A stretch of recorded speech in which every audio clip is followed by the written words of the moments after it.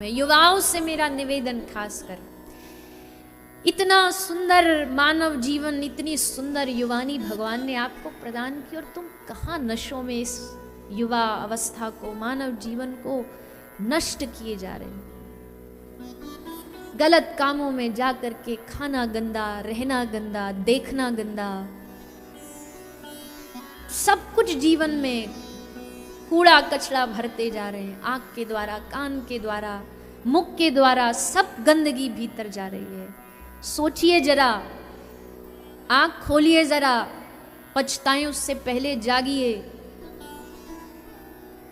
ये नशा करने के लिए जीवन नहीं मिला है, ये बेकार के काम धंधों में व्यर्थ जो आप जीवन कर रहे हैं, यहाँ गए, पार्टी में गए, ड्रग्स खाया, ये पिया, वो पिया, इसके लिए जीवन है क्या? सब आंखों के सामने देख रहे हैं, आज वो गया, कल वो गया, आज इसकी विदाई हो गई, सब जानते देखते हुए भी फिर भी गलत कामों में रुचि, गलत कामों में ही लगे रहना। सोचिए, समझिए, महापुरुषों का संग करिए। आप नहीं भी, आपकी मान लीजिए नहीं हो रही अरुचि, होता है, आदमी को पता है कि ये गलत है पर नहीं हो रहा, नहीं मन हट रहा वहां से, क्या करें बताइए? क्या नशा करने वाले को नहीं पता कि शराब खराब है? क्या नहीं पता उनको? पर नहीं मन हट रहा तो क्या करें? आप किसी महापुरुष का संग करिए, 2, 4, 50, 1000 बार उनके शरण में जाके रोइए, निवेदन करिए कि हमारे भीतर हैं ये कमियां पर जा नहीं रही हैं, आप बताओ क्या करें? तो ऐसा कोई महापुरुष नहीं है जिसके भीतर करुणा नहीं हो। और महापुरुषों में तो इतनी शक्ति होती है, जादू की छड़ी दिखती नहीं है संतों के पास, पर होती है। संतों से बड़ा जादूगर कोई होगा नहीं दुनिया में। महाप्रभु की कथा नहीं सुनते आप? कितनी बार सुनाई है मैंने। वो छाछ वाले को छुआ बस, और छूते ही कहाँ भाग रहा था, इनके पीछे की छाछ ले गए, तुम्हारा पैसा नहीं दे रहे। और जैसे छुआ भर तो वह मन में लगा, अरे इसने मटका छुआ तो उसकी कीमत बढ़ गई। बताओ, इस माटी के शरीर को ये क्या नहीं बना सकते? ये शरीर सब जानते हैं, शरीर माटी है, इस माटी को भगवत चरणों में, भगवत चरणों से भी पहले गुरु चरणों में छोड़ दीजिए, फिर वो इतना साफ सुथरा बना देंगे हमें। एक मकान बेचने वाला जो होता है ना, जिसको अंग्रेजी में ब्रोकर बोलते हैं, वो जब कोई अपना ग्राहक, क्लाइंट लेके आता है ना, जो उसको घर को खरीदने वाला हो, तो घर की इतने गुणगान बता देता है वो, इसमें देखो ये भी व्यवस्था, इसमें पानी बड़ा अच्छा आता है। अच्छा क्या आता है? दुनिया में कोई अलग पानी आता है कैसे में? इस घर के वातावरण इतना अच्छा, इस घर की वाइब्रेशन इतनी बढ़िया, और देखो मिट्टी कितनी बढ़िया इस घर की। न जाने कहाँ बढ़ा चढ़ा के उसको ऐसा बता देगा कि घर वाले को लगेगा जी इतने कम पैसा में इतना अच्छा महल मिल रहा है तो क्यों छोड़े। ठीक वैसे ही सदगुरु जब श्री ठाकुर जी, श्री राधे गोविंद के सामने जाएंगे तो जाकर के हम जैसे टूटे फूटे जिनका मकान है, टूटा फूटा जिनका भजन साधन है, लेकिन गुरु जाकर के उसको इतना सुंदर बना करके प्रस्तुत करेंगे कि भगवान के हृदय में भी आएगा कि हाँ, ये तो ये धरती पर रहने योग्य नहीं, ये तो मेरे साथ, मेरे धाम में रहने योग्य, मेरे संग में रहने। सारी धरती लेखनी करूं, लेकिन उस गुरु की महिमा को बखान नहीं किया जा सकता है जो हमें भगवान के सामने ऐसा प्रस्तुत कर देता है। इसलिए ऐसा नहीं मन हट रहा, कोई बात नहीं, जीवन में ऐसा महापुरुष, ऐसा सदगुरु रखिए ना, डंडा लेकर के, छड़ी ले करके तुम्हारा मन हटाएगा वहां से। जब नहीं मानता विद्यार्थी तो मास्टर जी को आखिर डंडा लेना पड़ता है ना, मास्टर जी को फिर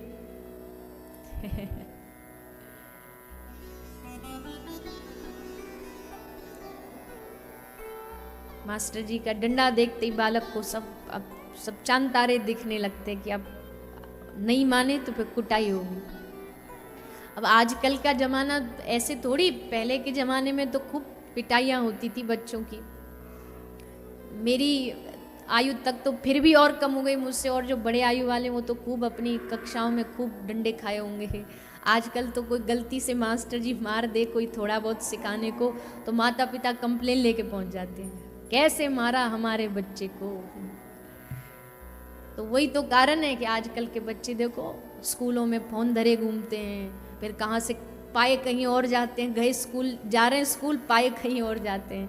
क्यों? क्योंकि वो मार नहीं पड़ी ना, उसका डर नहीं।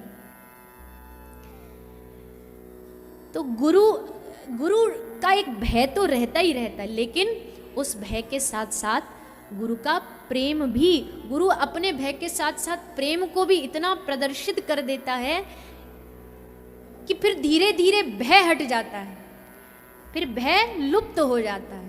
पहले आरंभ में भय रहेगा, लेकिन धीरे धीरे जब गुरु अपना प्रेम व्यक्त करेगा तो भय लुप्त हो जाएगा, ये केवल प्रेम बचेगा। क्योंकि उसको गुरु इतना पक्का बना चुका होता है कि अब उसको कुछ करने के लिए डर की आवश्यकता नहीं, वो अपने मन से करता। अब उसे ये नहीं कहना पड़ेगा भैया भजन कर नहीं तो फलाना नरक मिल जाएगा, ये भय खत्म। अब नरकों का भय खत्म। गोपी कहती है नारद तू नरकों की दुहाई दे रहा हमको,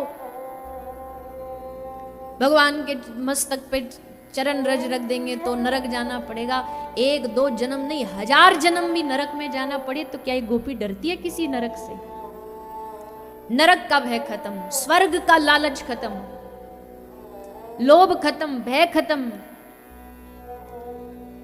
लोभ बचता है तो एक लोभ बचता है, एक ही लोभ है हृदय में। क्या लोभ है गोपी को? कृष्ण दर्शन लालसा, ये लोभ है। तो निवेदन आजकल के युवाओं से कि अपने जीवन की महत्वता को समझिए, इसकी महिमा को समझिए। नहीं समझ आ रही तो किसी महापुरुष का संग करिए, वो समझाएंगे आपको। तब आप ये सब इधर उधर के जिन झगड़ों में पड़े हो ये सब से निकल पाओगे और समझ पाओगे। यही सत्संग का सबसे बड़ा लाभ है, यही सत्संग का सबसे बड़ा लाभ है। इसी लाभ के लिए तो हम लोग दिन रात सत्संग में डूबे रहते हैं। हम जैसे मूर्खों की भी कथा आप सब सुनते रहते हो। क्यों? क्योंकि आप सत्संग की महिमा जानते हो। सोचो अगर किसी सिद्ध महापुरुष की सुनोगे तो क्या से क्या हो जाएगा। महापुरुषों ने हमारा परिचय बड़े साधारण तरीके से हमें बता दिया। श्री महाप्रभु कहते हैं, महाप्रभु की परंपरा कहती है कि जीवेर स्वरूप होए नित्य कृष्ण दास। भगवत दास होना यही हमारा परिचय है। हम भगवान के दास हैं, हम उनके चाकर हैं, हम उनकी नित्य सेवा में संलग्न हैं। हम उनकी क्या सेवा, सेवक कौन? सेवक किसको कहते हैं? सेवक असल में वही है जो अपनी स्वामी की रुचि के लिए सब काम करे। उसकी अपनी रुचि, अब स्वामी को मीठा पसंद नहीं, अब वो कहे हमको मीठा पसंद है तो इनको भी खिलाएंगे। काहे का सेवक? जब उसे अपने स्वामी की रुचि नहीं पता तो कैसा सेवक? सेवक तो वो जो स्वामी भूल जाए पर सेवक को पता हो कि अब इनके फलाने फलाने गोली लेने का समय है, अब इतने से इतने बजे इनका भोजन करने का समय है। ये सेवक का काम है। तो हम कौन है? हम ठाकुर जी के सेवक हैं, उनके नित्य दास हैं। तो नित्य दास का काम क्या है? भगवान की एक एक रुचि का ध्यान रखना, उनकी एक एक सेवा का ध्यान रखना। लेकिन क्या हम ध्यान रखते हैं? क्या हम उस पर ध्यान देते हैं कि क्या ऐसा करें, क्या ऐसा पहने जिससे दुनिया खुश हो? ये तो हमें ध्यान रहता है, पर ऐसा क्या करें जिससे हमारे प्रभु प्रसन्न हो?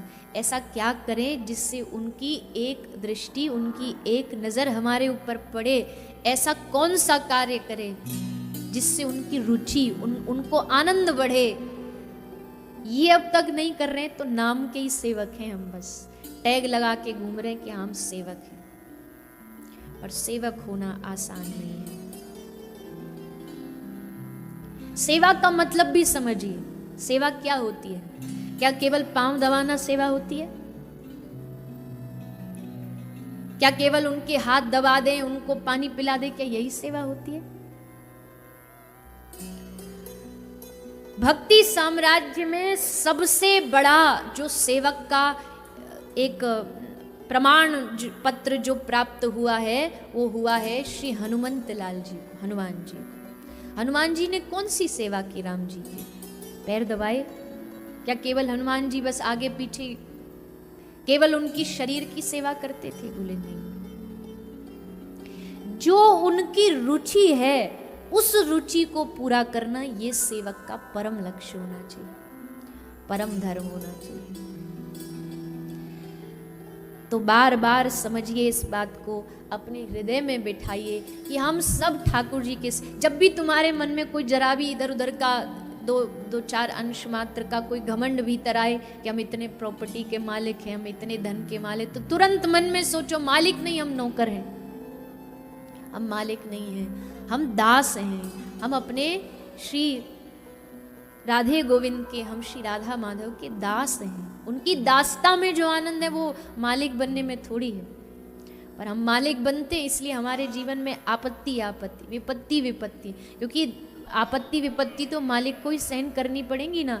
धन बढ़ रहा है, घट रहा है, मालिक सहन करेगा। अब हम मालिक बने पड़े इसलिए हम सहन कर रहे हैं, लेकिन जब हम उनके दास बन जाएंगे, उनकी दासता स्वीकार कर लेंगे, दास के भीतर कभी कभी अभिमान नहीं आ सकता। नौकर भले बड़े से बड़े बंगला में रहे, पर उससे पता मेरा थोड़ी है,